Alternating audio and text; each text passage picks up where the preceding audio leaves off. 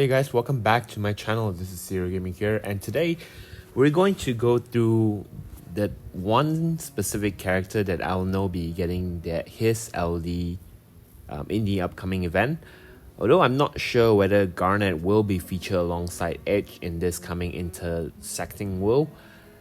I'm pretty sure she will remain there, but is she gonna get a rerun with her BT? I'm still not certain about that though. Anyway, before we get started, do consider subscribing to my channel if you haven't, and click the like button down there in the video below. And of course, if you want to further support my channel, there's a join button in there where you can join our membership to enjoy some exclusive benefits and perks. Alright, moving on, we'll be starting off with Edge Rework.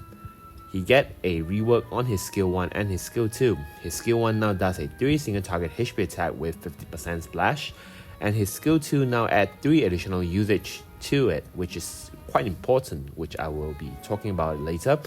It also extends the buff which his skill 2 provides, which is the evasion up buff, 100% evasion up for himself for 6 turn right now, and it does a 3 single target HP attack.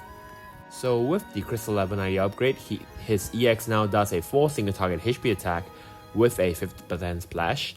And it also improves his additional ability, now extend up to 6 turn, and it's a single target HP attack which which provide him a 60% self attack up and a 30% brave damage cap up.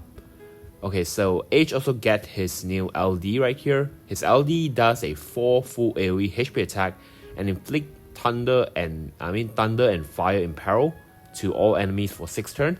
So basically, he's gonna imperil the elemental attack that he has.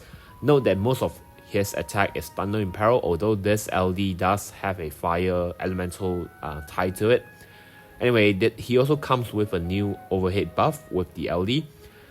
It provides him a 30% bravery retain, extend 5 turns of new applied debuff from Edge himself. So this is actually huge because his skill 2 actually applies the lock debuff, which allows the enemies to target him only, but it only applies for 1 turn and it doesn't have any improve on his skill 2 rework. So with this overhead LD rework, it actually extends the lock debuff to 6 turn, so it makes him a lot more reliable to lock on enemies onto himself. So yep, it's a very good upgrade for him, although he doesn't land a lot of debuff. Personally, he only lands 3 particular debuff: the imperil, a attack down debuff, and the lock debuff. But honestly, this extend 5 turn thingy is just gonna be useful for his lock debuff. Anyway, he also does a 50% party brave damage up, a 20% party stolen overflow, and HP damage up. And when this overhead buff have 0 to 1 stack, it would do a 2 full AoE HP attack every time H evades an attack. With each evasion, it adds 1 stack to the overhead buff, and also this attack will inflict 6 turns of that imperil, the same imperil as well. And of course, if you have the maximum stacks of his overhead buff, which is at 2 stacks, he will then perform a counter at 4 full AoE HP attack when he evades the attack. This counter will then revert the stack back to 0. And similarly, he will also inflict the same amount and the same duration of the Thunder and Fire Imperil. Anyway, moving from what we can look at right here, Edge is basically another counter unit. He's a very strong counter evasion unit though, and with the extent of the lock debuff duration, it actually makes him a very viable tank, or I would say semi-tank, to protect the entire team from single target attack. He's also constantly able to hit weakness of the enemy due to him imperil the elemental that he enchant himself. Although the enchant and the imperil sadly doesn't really help the entire party unless you're running another thunder enchanter or a party-wide fire enchanter like Lulu. Otherwise, Edge imperil is just gonna be helpful for himself. Anyway, for team synergy wise, you can run a full evasion counter actually, like units like Galoof, 8, or even Cater, where you don't have to worry about the enemies using all attack or single target attack. As long as it's not guaranteed hit attack, this team will always counter. Of course, with Edge being an off-turn unit, you definitely want to pair him with off-turn to provide more suitability to the party team composition itself.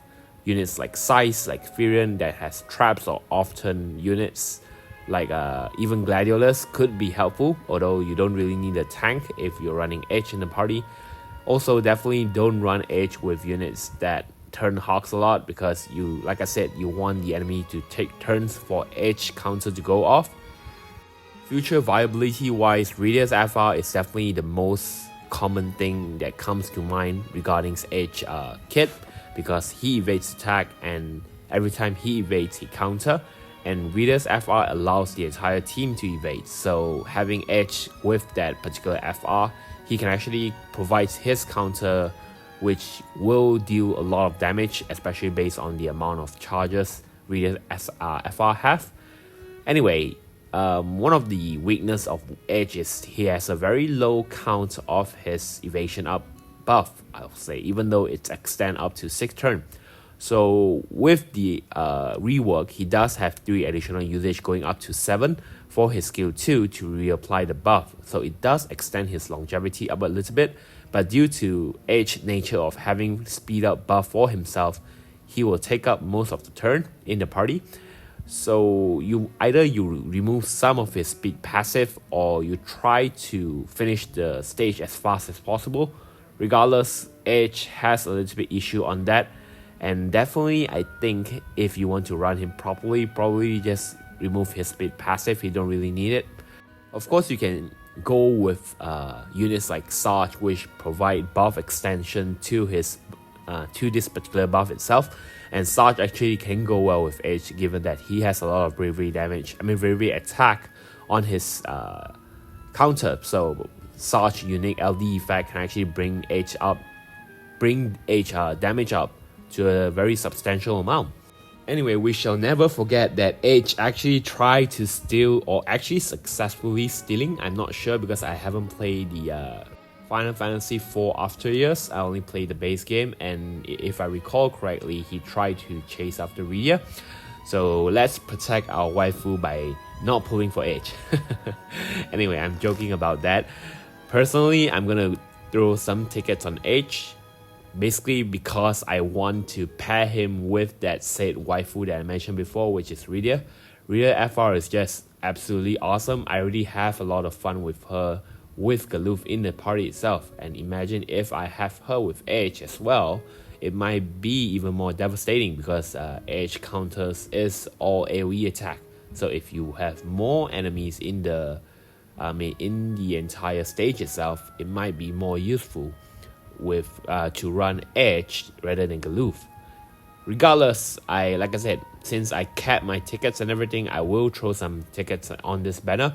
If Garnet's BT is featured back in together with Edge, I do recommend pulling Edge and Garnet's BT, if you don't have Garnet, that is, because she's still really good. There's not much to say about how good she is. You can just look up a lot of videos, not just my videos, but a lot of content creators actually talk about how good, or actually showcase how good Garnet's BT is. I even ran her in the latest Transcendent 9 with Vincent and Zach, and the stage was just a breeze with Garnet in the team itself. So if Garnet is returning with her BT and you don't have it yet, this is definitely a very, very high priority banner, which I recommend pulling even though we're this close to FR era. And if you already have Garnet and this only features her LD and of course features HLD, then I'll say this banner is slightly on the mid value banner. Don't get me wrong though, Edge is really, really good. I personally think that even without an FR board, he can function really well in the party as a semi-tank. It's just we do have Oren coming out with the FR board, so I'm just considering my options with him and Oren. Again, they are not the same because Oren counters while taking hits, and Edge just evades the hit itself, making Edge more suitable to tank single target attack. But like I said, Oren does have very good counter with the ignore defense and everything, and with his enchantment board, with his enhancement board from the FR, he has a little edge out of H himself. Yeah, alright, don't quote me on that, me and my bad dad jokes. Alright guys, thank you again for watching, so I'll see you guys in the next video tomorrow. Cheers.